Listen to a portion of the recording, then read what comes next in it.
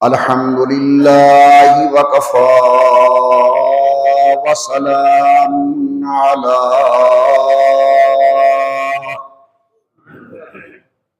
सय्यिदिर रुसुलि व खातमिल अंबिया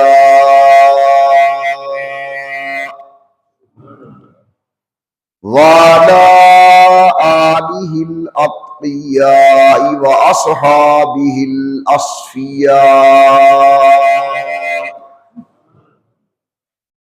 नशहदु अल्ला इलाहा इल्लल्लाह वहदहू ला शरीका लह व नशहदु अन्ना मुहम्मदन अब्दुहू व रसूलुहू। अम्मा बादु अऊज़ु बिल्लाहि मिनश शैतानिर रजीम। बिस्मिल्लाहिर्रहमानिर्रहीम। वक़ाल रब्बुकुम उदऊनी अस्तजिब लकुम इन्नल्लज़ीना यस्तकबिरूना अन इबादती सयदखुलूना जहन्नम दाखिरीन। क़ाल नबी सल्लल्लाहु अलैहि वसल्लम अद्दुआउ मुख़्खुल इबादह औ कमा क़ाल नबी सल्लल्लाहु अलैहि वसल्लम सदक़ल्लाहुल अलीयुल अज़ीम व सदक़ रसूलुहुन नबियुल करीम व नहनु अला ज़ालिका लमिनश शाहिदीन वश्शाकिरीन वल्हम्दुलिल्लाहि रब्बिल आलमीन। अल्लाहुम्मा सल्लि अला मुहम्मदिन व अला आलि मुहम्मदिन कमा सल्लैता अला इब्राहीम व अला आलि इब्राहीम इन्नका हमीदुम मजीद। अल्लाहुम्मा बारिक अला मुहम्मदिन व अला आलि मुहम्मदिन कमा बारकता अला इब्राहीम व अला आलि इब्राहीम इन्नका हमीदुम मजीद। निहायत ही काबिल कदर शुरका इज्तिमा, मेरी मोहतरमा मुवक्करा और मुअद्दबा इस्लामी माई और बहनों, आप हज़रात के सामने तबर्रुकन कुरान करीम की आयत मुक़द्दसा को तिलावत किया है। जो मसला बुनियादी तौर पर आज अर्ज करने का इरादा है, उसका खुलासा ज़ेहन नशीं फरमा लें ताकि आने वाले मारूज़ात अच्छी तरह समझ आ सके। आज जुम्मतुल मुबारक के इज्तिमा में जो मसला बुनियादी तौर पर गुजारिश किया जाएगा वो है रिज़्क़ हलाल के फायदे और रिज़्क़ हराम के नुकसानात।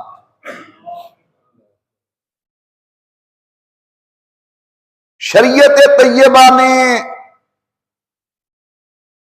हमें जहां और अहकामात इरशाद फरमाए हैं, उनमें से कुरान करीम और इमामुल अंबिया सरकार दो आलम ने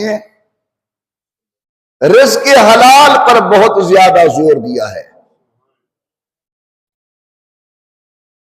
जब इंसान रिज़्क़ हलाल खाता है, इसके अंदर एक नूर पैदा होता है, फिर वो अंदर वाला नूर बुरी महाफिल से रोकता है, वो अंदर वाला नूर गलत सोसाइटी से रोकता है, वो अंदर वाला नूर मस्जिद में ले आता है, अंदर वाला रिज़्क़ हलाल की वजह से पैदा होने वाला नूर बड़े छोटे की तमीज का सबक सिखाता है, वालिदैन का अदब एहतराम सिखाता है। वो अंदर वाला नूर इंसान को रात को सोने नहीं देता, मुसल्ले पर ले आता है। और अगर खुदा न खास्ता हमने लुक्मा हराम खाया तो फिर ये लुक्मा हराम की नहूसत जो दिल के अंदर एक स्याही पैदा होती है वो नेकियों से इंसान को दूर करती है और बुराइयों के अंदर मुब्तला करने का सबब बनती है। आपने भी अपने बड़ों से सुना होगा, हमने भी सुना है कि रिज़्क़ थोड़ा हो लेकिन हलाल का हो। हराम के रिज़्क़ के अंदर बरकत नहीं, सुकून नहीं, इत्मीनान नहीं, चैन नहीं, आराम नहीं। और इसके हलाल के अंदर सुकून है, इत्मीनान है, चैन है, आराम से रात को आप सोएंगे। आपने कई मर्तबा सुना होगा कि हजरत इमाम अहमद इब्न हंबल रहमतुल्लाहि अलैह जो मक्का मुकरमा और हिजाज के इमाम हैं, सऊदी हुकूमत उन्हीं की तहकीकात पर अमल करती है। हजरत इमाम अहमद रहमतुल्लाह अलैह ये शागिर्द हैं इमाम शाफी रहमतुल्लाह अलैह के। हजरत इमाम शाफी रहमतुल्लाह अलैह ने लिखा, पैगाम भेजा कि अहमद बहुत दिन हो गए हैं, आप हमसे मिले नहीं, जरा आइए मुलाकात हो जाए, जियारत हो जाए आपकी, क्योंकि बाहया बाअमर शागिर्द उस्तादों की निगाह के अंदर सगी औलाद से भी ज्यादा काबिल कदर होता है, आइए जरा मुलाकात कर ले। इमाम अहमद रहमतुल्लाहि अलैह चले इमाम शाफी की खिदमत के अंदर। जानने वाला कौन है? इमाम वक्त। ये वो इमाम अहमद इब्न हंबल है जिसके मुताल्लिक कुतुबुल उलमा हमारे शेख हज़रत मौलाना अब्दुल अजीज पिरहारवी रहमतुल्लाहि ताला अलैह ने निब्रास के अंदर लिखा है कि जब इमाम अहमद अल्लाह की खिदमत के अंदर पेश हुए तो अल्लाह ताला ने फरमाया, अहमद ऊज़ी तफीना कसीरन, तूने हमारे राह पर बड़ी तकलीफें झीली, बड़े मसाइब झीले, बड़े कोड़े खाए, बड़ी जेलें भुगताई। ऊज़ी तफीना कसीरन, तूने हमारी राह के अंदर बड़े दुख सहे। अब मैं तेरा अल्लाह तेरे सामने हूं, फन्नुर इला वजहिना, अब सैर होकर हमें देख लो। ये इमाम अहमद इब्न हंबल है। हजरत पिरहारवी ने नकल किया, एक अल्लाह वाले ने इमाम अहमद को देखा कि जन्नत के अंदर वो टहल टहल के चल रहे हैं। देखने वाले ने कहा, मा हाज़ल मशी, अहमद अल्लाह के नेक बंदे यूं तो नहीं चला करते, उनका तो सर नीचे होता है, नजरें झुकी होती हैं, कंधे नरम होते हैं, तू बड़े अकेले करके चल रहा है। तो इमाम अहमद ने जवाब दिया, अल्लाह के बंदे, जेरा दुनिया के अंदर अल्लाह वास्ते मारा खावे ना, जन्नत जुने इवे टोरा हो जा रहा है। तो ये हजरत इमाम अहमद इब्न हंबल चले हजरत इमाम शाफी को मिलने के लिए। और मैं आपको अजीब बात सुनाऊं, ये इमाम अहमद रहमतुल्लाह अलैह वो आदमी हैं जिन पर तशद्दुद हुआ है कि कुरान अल्लाह की सिफत है या अल्लाह की मखलूक है। ये एक मसला चला था। अहले सुन्नत के मसलक के मुताबिक इमाम अहमद कहते थे कि नहीं, कुरान अल्लाह की सिफत है। सलासल किया गया। इमाम अहमद कहते हैं जो कोड़े मुझे बेशुमार मारे जाते थे, अगर वो एक कोड़ा मजबूत हाथी को लग जाता चिंगार के भाग जाता।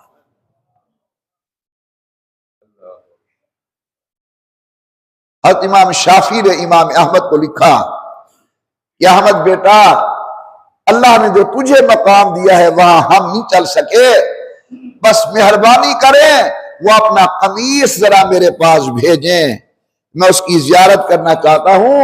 जिन कमीसों के अंदर तुझे कोड़े मारे जाते हैं, हजरत इमाम अहमद ने वो कमीज भेजा तो इमाम शाफी ने धोकर उसे पी लिया कि ये एक अल्लाह वाले का कमीज है जिसने अल्लाह के दीन के लिए इतनी बड़ी कुर्बानी दी है।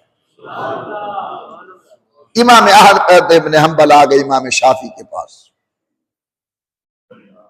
इमाम शाफी रहमतुल्लाह अलैह ने घर कहा, एक मेरा बहुत बड़ा अजीम शागिर्द आ रहा है जो मुहद्दिस भी है, मुज्तहिद भी है, अल्लाह वाला भी है, आपने इनके लिए खाना तैयार करना है और सारा खाना बाहर भेज दें, जब हजरत खा लेंगे तो इनका तबर्रुक हम सब घर में तकसीम करेंगे।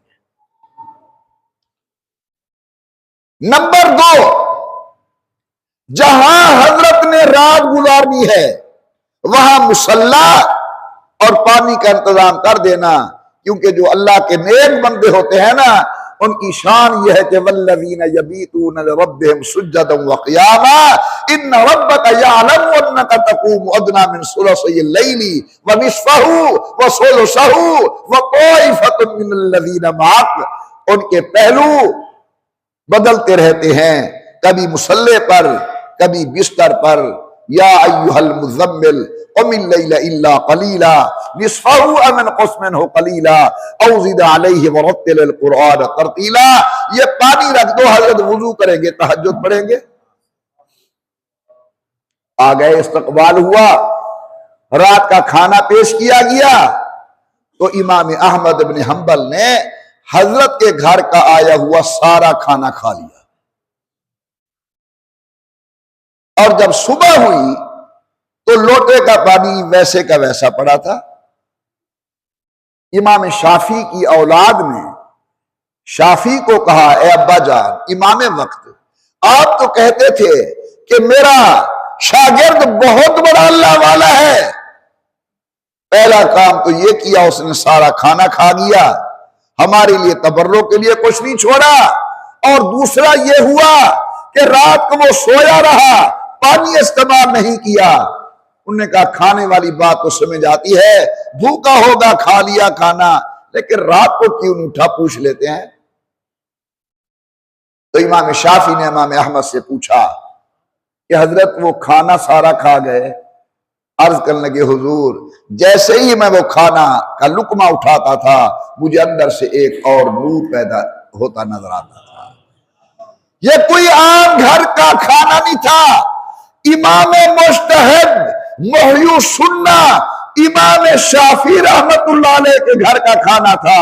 बाहया खवातीन के हाथ का पका हुआ खाना था, तो मैं सारा खा गया ताकि अल्लाह मेरे बातनी नूर के अंदर इजाफा करे। बेटा रात को सोए हो, तहज्जुद नहीं पढ़ी, पानी इस्तेमाल नहीं किया, तो अब जो बात मैं करना चाहता हूं वो ये है। उन्होंने कहा हजरत जो अंदर हलाल का खाना गया था उसने सोने दिया हो तो मैं निया वुजू करूं, मैंने सारी रात मुसल्ले पर गुजारी है, इशा की नमाज से सुबह की नमाज पढ़ रहा हूं वुजू के साथ। हाज़रीन मुकर्रम, मालूम हुआ कि रिज़्क़ हलाल अंदर जाकर इंसान को नेकी की रग़बत देता है और लुक़मा हराम इंसान को अंदर जाकर गुनाहों की तरफ ले जाता है। मेरे निहायत ही काबिल कदर सामीन गिरामी,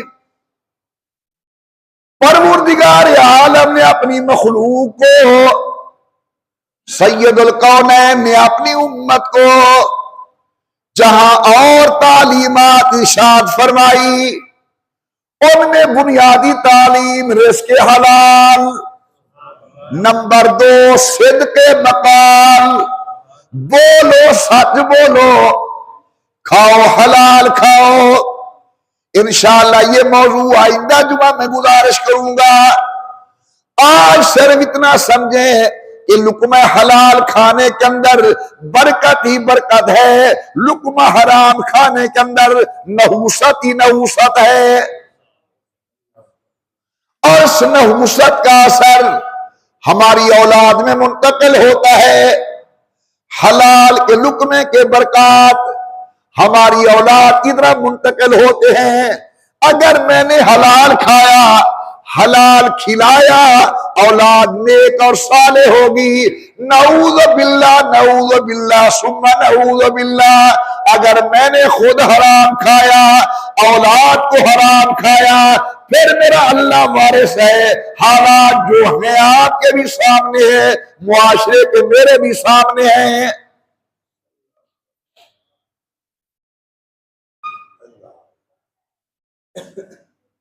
बुखारा का रहने वाला एक आदमी है जिसका नाम है अदहम। बुखारे के रहने वाला एक आदमी है जिसका नाम है अदहम।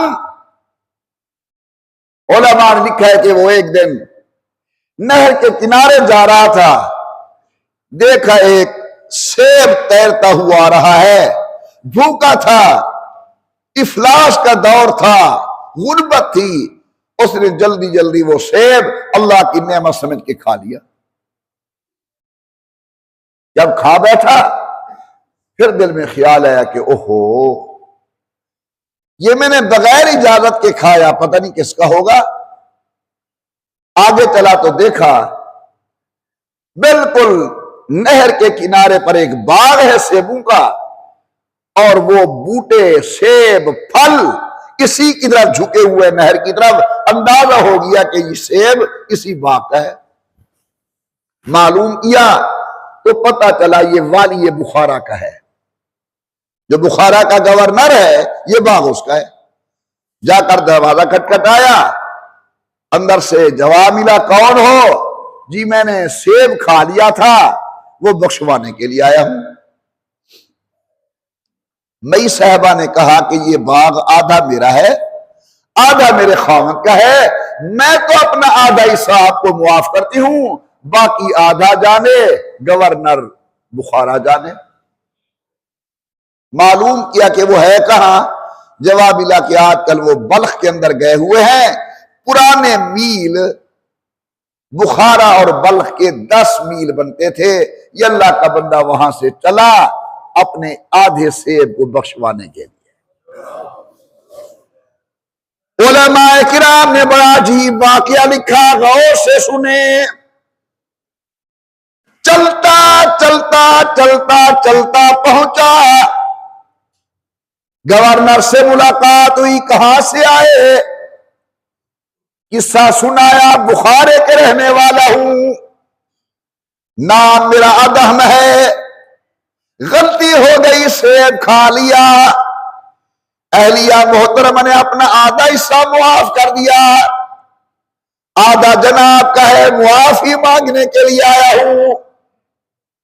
कदरे जर जर गर बेदानत कदरे जौहर जौहरी। सोने की कदर सुनार को होती है, जौहर की कदर जौहरी को होती है। सुनकर समझ गया आदमी तो कोई अल्लाह वाला मुझे नजर आता है। कहने लगा रात यहीं रहो, कल आपकी हमारी मुलाकात होगी। आ गई कल। कहने लगा मेरी शर्त है, मेरी बेटी के साथ निकाह करो। उलमा से सुना है, मैंने पढ़ा नहीं, जो पढ़ा है वो पहले अर्ज कर रहा हूं। लेकिन मेरी बेटी ऐसी है, आंखों से मारूर, कानों से मारूर, जुबान से गूंगी, हाथ मारूर, पाऊ मारूर। एक मिनट सोचा, कहने लगा बिल्कुल मैं हाजिर, चलो दुनिया का अज़ाब मुआफ, दुनिया का अज़ाब भुगत लूंगा, आखिरत का अज़ाब बड़ा सख्त है। जी आप मुआफ करें, मैं शादी करने के लिए तैयार हूं। हो गई शादी, दुल्हन बैठ गई अपने कमरे के अंदर। गवर्नर बुखारा कहते जाओ तुम्हारी बीवी अंदर है। जब अंदर कदम रखा, हुस्न जमाल की पैकर, आंखें सही, जुबान फसी, कान दुरुस्त, हाथ पांव काम करने वाले, अल्लाह अकबर कह के बाहर निकल आया। ओ वालिए बुखारा, मैं तो एक गुनाह बख्शवाने के लिए आया था, तूने दूसरी मुसीबत के अंदर मुझे मुब्तला कर दिया। मेरी बीवी तो माजूर थी, ये तो बिल्कुल ठीक ठाक है। जब उसने कहा कि तूने गुनाह में मुब्तला किया, मेरी बीवी माजूर है, अल्लाह अकबर अल्लाह अकबर। वाली बुखारा कहने लगा, ओ मियां अगर तू नेक है, मेरी बेटी भी नेक है। मैंने कहा मुझसे अंधी है, जब से जवान हुई किसी गैर के चेहरे पर नजर नहीं पड़ी। जब से जवान हुई जुबान के साथ गैर के साथ कलाम नहीं की, हाथ पांव से मारूर गैर ने नहीं देखे। उलमा लिखते हैं शादी हो गई, नेक घर की खातून, हलाल खाने वाली बेटी बेटा, रिश्ता हुआ, एक बहुत बड़ा वली पैदा हुआ जिसका नाम है हजरत इब्राहिम बिन अदहम रहमतुल्लाहि अलैह। कौन है इब्राहिम? जा रहे थे, देखा एक नौजवान शराब के नशे में मस्त। हजरत ने पानी लिया, मुंह में डाला, चादर मुबारक से चेहरा साफ किया, चंद कदम चले, बच्चे को होश आई, आवाज देता इब्राहिम। अल्लाह का इतना नेक बंदा होकर मुझ गुनाहगार की खिदमत कर रहा है, गवाह हो जा आज के बाद मेरी शराब से तौबा, आज के बाद गुनाह से तौबा, आज के बाद मैं वही करूंगा जो मेरा अल्लाह चाहेगा, जो मेरा आका चाहेगा। आप फिर चले, सुनिए बड़े गौर के साथ। फिर उसने बुलाया जो शराब से तौबा करने वाला है, कहने लगा बात तो सुनो, तौबा तो हो गई, क्या मेरा अल्लाह मुझसे राजी हो जाएगा? अभी खड़े थे इब्राहिम बिन अदहम, दिल में इल्का हुआ, इब्राहिम जिनका चेहरा आपने साफ किया, हमने इसे मकाम विलायत नसीब कर दिया, अपना कुर्ब नसीब कर दिया।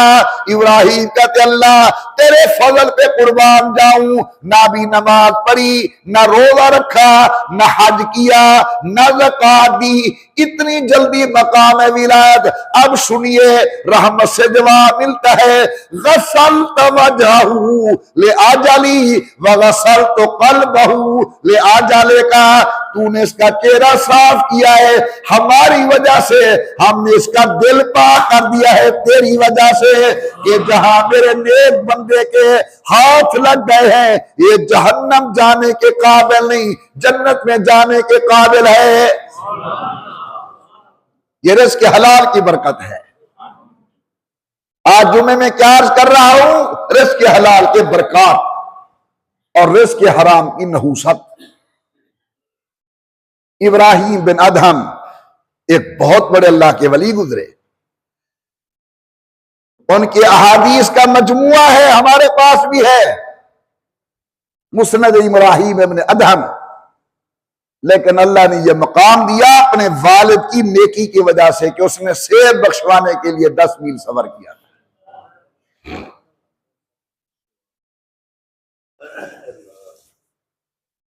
खलीफा मंसूर ने एक बहुत बड़े अपने वक्त के वली और आलिम अब्दुर्रहमान इब्न कासिम से कहा कि मुझे आपकी नसीहत करें।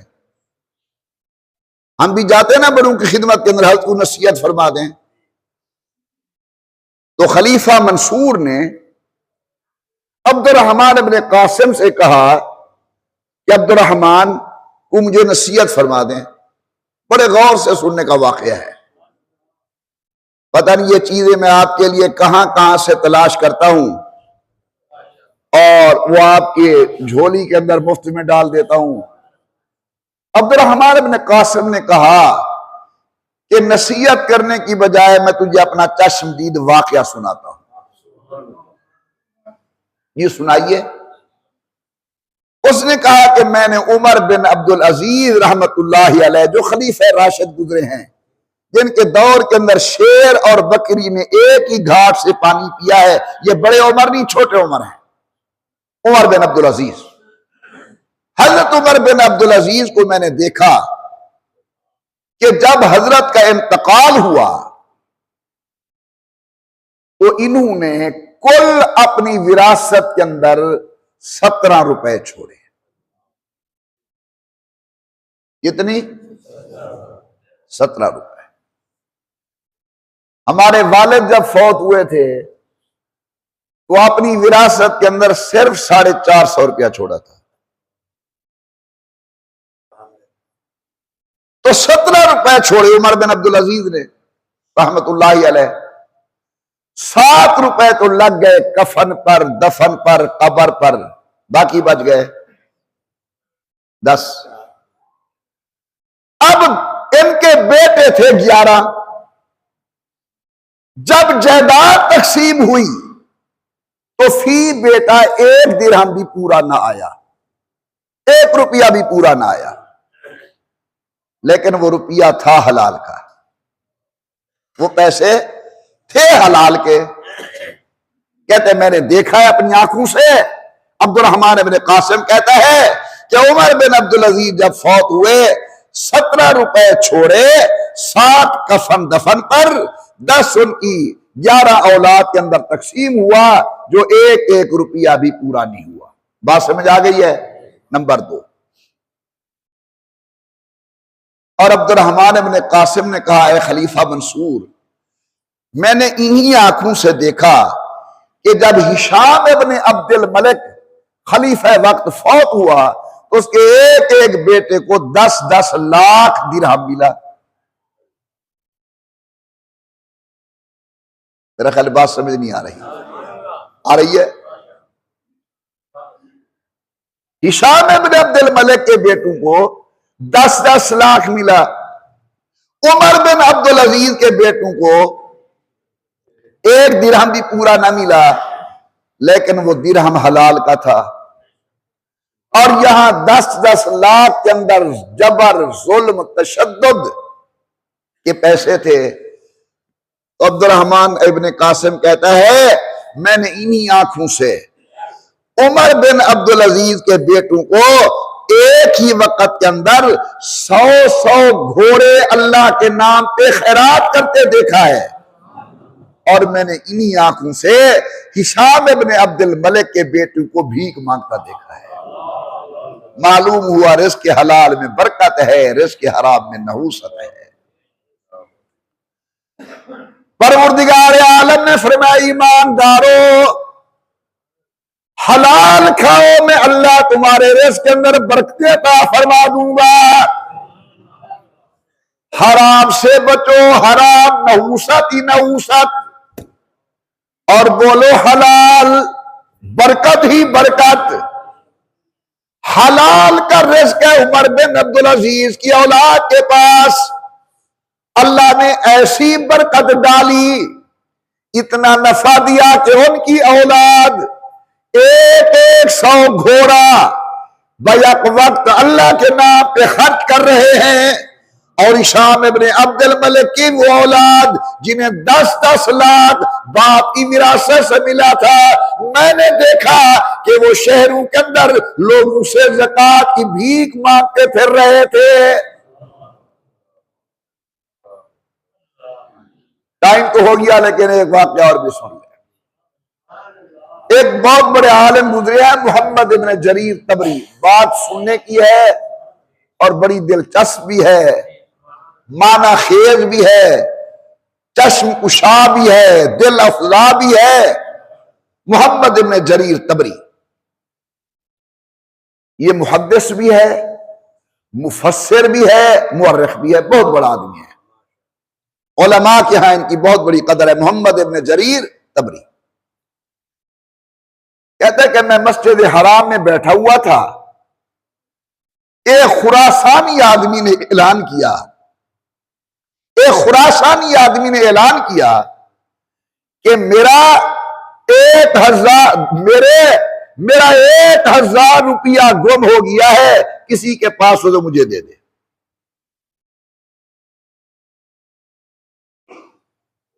मेरा 1000 रुपया गुम हो गया, किसी के पास हो तो मुझे दे दे।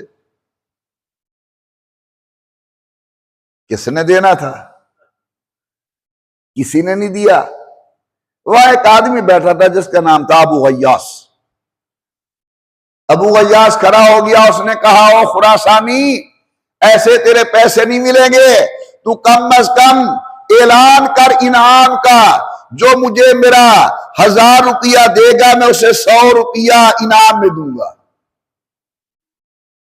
उसने कहा, भाईजान रिस्क मेरा हलाल का है, जाता कहीं नहीं, मैं कोई नाम शिना मुकर्रर नहीं करता, 1000 गुम हुआ, 1000 का ये ऐलान है। दूसरा दिन आ गया, उसने फिर ऐलान किया, मेरा 1000 रुपया गुम हो गया, अगर किसी को मिले तो मुझे वापस कर दे। कोई नहीं बोला, तो अबू गयास फिर खड़ा हो गया। उसने कहा, खुदा के बंदे, तुझे मैंने कल भी कहा था कि कुछ ऐलान कर दे इनाम का, तुझे मिल जाएगा, चलो 10 दिरहम का ऐलान कर दे। उसने कहा, जी मेरे पैसे हलाल के हैं, वापस आ जाएंगे, मैं नहीं ऐलान करता इनाम का। दूसरा दिन गुजर गया, तीसरा दिन आया, खुरासानी ने फिर ऐलान किया, ओ मुसलमानों, मुस्तफा के गुलामों, मेरा 1000 रुपया गुम हो गया है, किसी के पास हो, अल्लाह की रजा के लिए मुझे वापस दे दे। किसी ने ना कहा कि मैं देता हूं। अबू गयास फिर खड़ा हो गया, ओ खुदा का बंदा, तीसरा दिन है, मैं तुझे कह रहा हूं कोई इनाम मुकर्रर कर, चलो 1 रुपया दे दे, जिसने उठाया होगा वो कोई हाजतमंद होगा, तुझे वापस कर देगा। कोई पारदा पक्का बंदा है। उसने कहा, जी मैं नहीं करता ऐलान, मिलेगा तो 1000 मिलेगा, ये 100, 10, 1 मैं नहीं मांगता। अब मोहम्मद इब्न जरीर कहता है कि मुझे शक पहले दिन पड़ गया कि पैसे अबू गयास के पास है। अब मैं चुपके से उसके दरवाजे पर गया, उसने वो पैसे उठाए और आकर खुरासानी को दे दिए कि मैं हाजतमंद था, मैंने पैसे उठाए थे कि इसके इनाम में मुझे कुछ मिल जाएगा। ये मियाँ तेरे पैसे, तू पक्का निकलियो, मैं यो थी गियम हार गियम, ये तेरा 1000 रुपया है, ले ले। तो इंसान बढ़ गए, ये तेरा 1000 रुपया, ये ले ले। उसने ले लिया। अब बस बात समझने की है, उसने 1000 में से 1000 का 1000 इसी अबू गयास को दे दिया। वो जो कहता था 100, 10, 1, उसने कहा, मेरी मां की वसीयत थी कि ये 1000 तूने वक्त के मुत्तकी और परहेजगार आदमी को देना है, और तेरे से बढ़कर और मुत्तकी परहेजगार कौन होगा कि तुझे देखने वाला कोई नहीं, जानने वाला कोई नहीं कि तेरे पास पैसे हैं, लेकिन तूने अल्लाह की रजा के लिए ये मुझे पैसे दे दिए, तू ही बड़ा मुत्तकी है, ये 1000 तू ले ले। समझ आ रही है ना मेरी बात? अब मोहम्मद इब्न जरीर तबरी कहता है कि अबू गयास के हाथ के अंदर 1000 आ गया, उसने उसमें से 100 रुपया मुझे दे दिया, मोहम्मद बिन जरीर को, और कहा कि ये 100 मैं तुझे दे रहा हूं, जाओ तालीम हासिल करो। कहता है वही 100 हलाल की कमाई का, वही 100 हलाल के रिस्क का मैंने खर्च किया। आज दुनिया मुझे एक अजीम मुहद्दिस के नाम से पहचानती है, आज दुनिया मुझे अजीम मुफस्सिर के नाम से पहचानती है, आज मुझे दुनिया एक अजीम मुवर्रिख के नाम से पहचानती है। तो मालूम हुआ रिस्क के हलाल के अंदर बरकत ही बरकत है, और रिस्क के हराम के अंदर नहुसत ही नहुसत है। अल्लाह से मैं दुआ करता हूं, अल्लाह मुझे और आपको, आपकी औलाद को, मेरी औलाद को उम्मत की औलाद को और उम्मत के लोगों को हलाल खाने की तौफीक अता फरमाए, हराम खोरी, हराम कारी, हराम बीनी से महफूज फरमाए। बकिया मौजू इंशाअल्लाह आइंदा जुमा। व आखिर दावाना अनिल हम्दुलिल्लाहि